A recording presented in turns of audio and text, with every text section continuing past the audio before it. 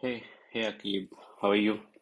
Yeah, so yesterday I given you some of the homeworks, right? So there were around 10 to 12 homeworks. I seen that actually you completed few of those, which is really great. Okay.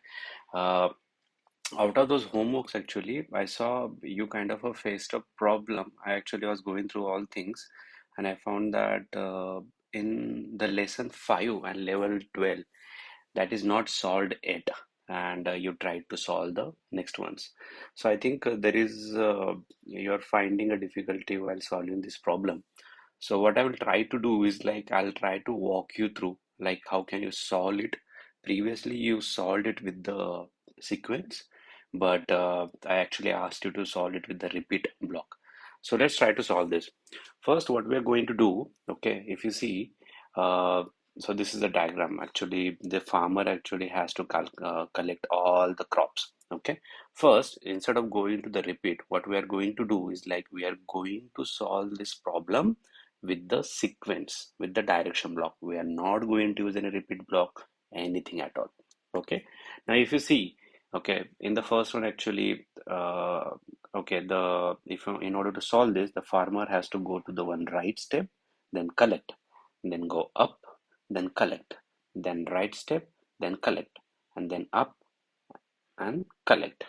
Okay, so let's solve this with the sequence first. Okay, so first we'll have a right block, and you have a pick, which is collect. So it will go right side, pick the crop. Now the farmer is over here. Now farmer has to go up direction. So it will attach a up block and then pick again. Then farmer is over here and then it has to go to the right side, so it will actually will attach a right side block, and there is another pick. Now farmer is over here right now.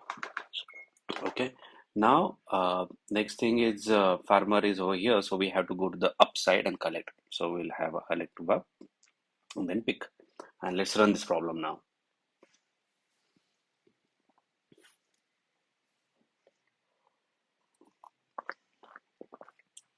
Okay, so this basically actually uh, oh, I went to the next one. Okay, I'll go to the back one.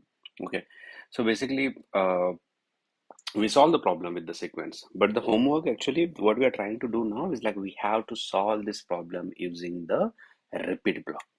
Okay, now in order to solve it with the repeat, we first need to understand कि इसमें से repeat वाले कौन से instruction है. ठीक है, तो अगर तू इसको देखता है तो कैसे आता है, पहले राइट में जाता है, फिर पिक है, फिर अप में जाता है, फिर पिक है, फिर से राइट में जाता है, एक पिक है, फिर से अप पे जाता है, एक पिक है.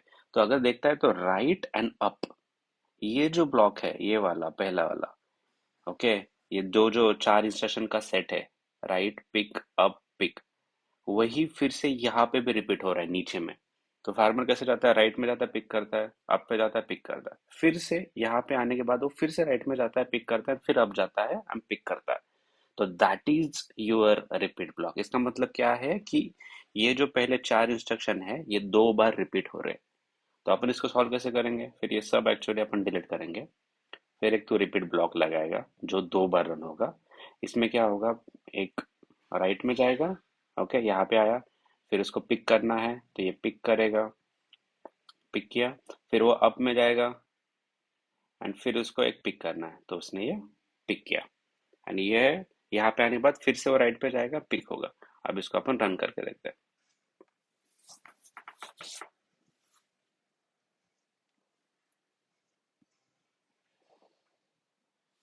ठीक है, समझ गया. So basically we just solve the same ones using the repeat block. तो ऐसे करना है. So whenever actually you need to solve a problem with a repeat block, first आपको ये जानना है कि उसमें से repeatable actions क्या है. जब आपको ये समझ आएगा कि repeatable actions क्या है, तभी आप उसको repeat block से solve कर सकते हो. तो जब भी अगर कोई प्रॉब्लम आता है, डायरेक्टली रिपीट ब्लॉक को यूज मत करो. आई वुड से कि पहले सीक्वेंस से सॉल्व करो, फिर देखो उसमें से क्या रिपीट निकल सकता है, एंड वो समझने के बाद उसका ही यूज करके रिपीट ब्लॉक बनाओ. ठीक है, तो हमें डायरेक्टली जंप नहीं करना रिपीट पे, हमें पहले सीक्वेंस पे ही सॉल्व करना है, बाद में उसको हमें रिपीट से सॉल्व करना है। ठीक है। अब इस एक्चुअली इसमें और एक चीज है जो मैं आपको दिखाना चाहता था। लाइक यहाँ पे एक स्टेप फंक्शन है, ये स्टेप फंक्शन ये बेसिकली क्या है, दिखा दो आपको एक्चुअली। ठीक है, एक काम करते हैं, इसको पहले से सीक्वेंस से सॉल्व करते हैं फिर से।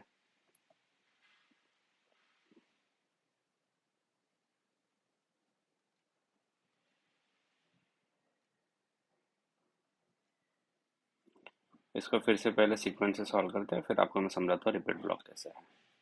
ठीक है, अभी अगर देखते हो, ठीक है, तो ये जो अगर मैं यहाँ पे क्लिक करता हूँ, देखो ये एक्चुअली इसको अलग से बॉर्डर आता है, जिसको मैं क्लिक करता हूँ अलग से बॉर्डर आता है। ठीक है, अभी थोड़ा ध्यान से सिर्फ इस ब्लॉक को देखो, ठीक है, दूसरी तरफ मत देखो, सिर्फ इसको देखो। ठीक है, अब रन करो, देखो ये इसका हाईलाइट हुआ, फिर ये नीचे आया, हाईलाइट, नीचे, हाईलाइट, नीचे, हाईलाइट।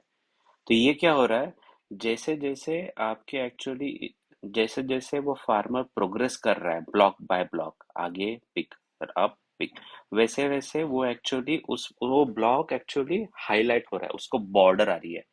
इसका मतलब ये है कि आपका जो प्रोग्राम, आपने जो सॉफ्ट प्रोग्राम लिखा है, तो ये हाईलाइट क्या दिखाता है कि वो एट द मोमेंट अभी वो कौन से ब्लॉक के ऊपर एग्जीक्यूट हो रहा है।